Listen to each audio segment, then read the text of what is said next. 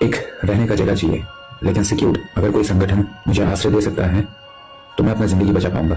विदेशी क्रिश्चियन लोगों का, विदेशी भाषाओं का बाइबल हमारे इंडिया में चलेगा नहीं। हमारा क्या है? चारों वेद है, मनुस्मृति है, उपनिषद है। हम कोई भी क्रिश्चियनों का बाइबल को फॉलो नहीं करेंगे। Am I clear? Shri Ram, जय श्री राम। जीसस क्राइस्ट को पैदा करने वाला मदर मैरी कैसे प्रेग्नेंट हुई थी बताओ?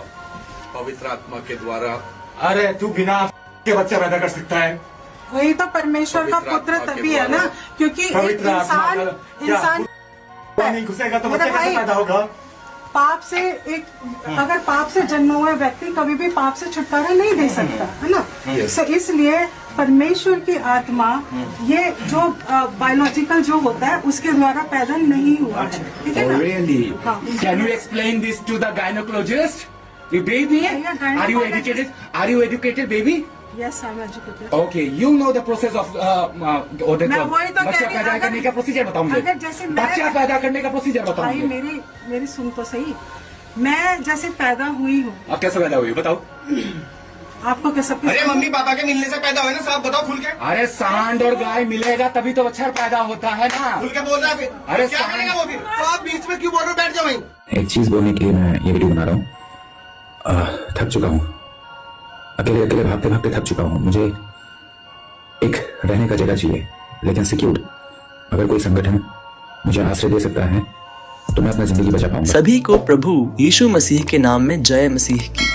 आपने जो वीडियो देखा उसमें आपने साफ देखा कि एक व्यक्ति जो पहले प्रभु यीशु मसीह के जन्म पर, माता मरियम पर और पूरे मसीही समाज पर सवाल खड़े कर रहा था, वही व्यक्ति पवित्र बाइबल को विदेशी बताकर ये कह रहा था कि यहाँ पवित्र बाइबल का क्या काम है। यही नहीं, वह व्यक्ति जो खुद को साधु बताता है, एक चर्च में घुसकर वहाँ के पास्टरों और विश्वासियों को खुलेआम धमकाने का काम कर रहा था। लेकिन अब आपने उसी व्यक्ति का एक और वीडियो देखा है जिसमें वह भीख मांगता हुआ दिखाई दे रहा है। उसकी तबीयत इस समय बहुत ज्यादा खराब बताई जा रही है। कोई भी उसकी मदद करने के लिए आगे नहीं आ रहा, इसलिए वह अब वीडियो बनाकर अपील कर रहा है कि कोई संगठन उसे आश्रय दे, रहने के लिए एक सुरक्षित जगह दे।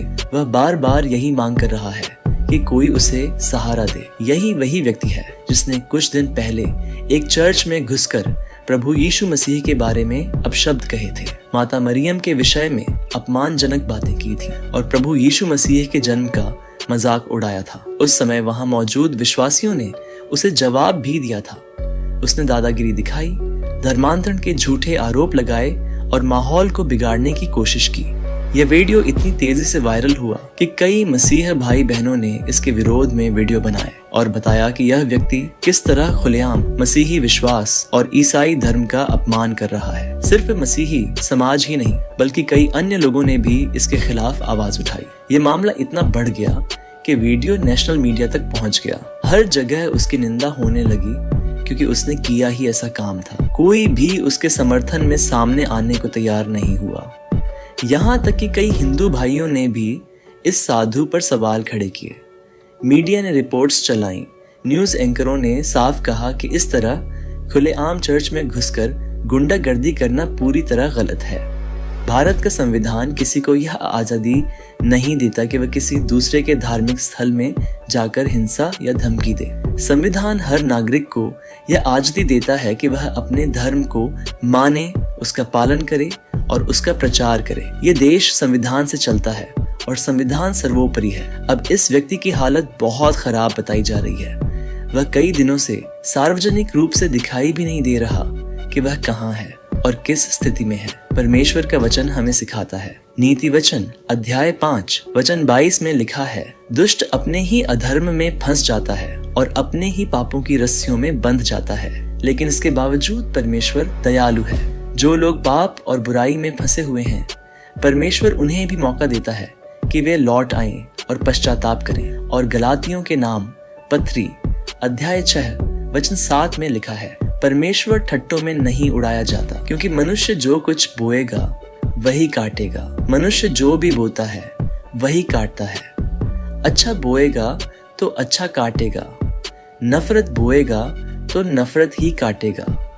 जैसा व्यवहार हम दूसरों के साथ करते हैं वैसा ही व्यवहार एक दिन हमारे साथ भी होता है।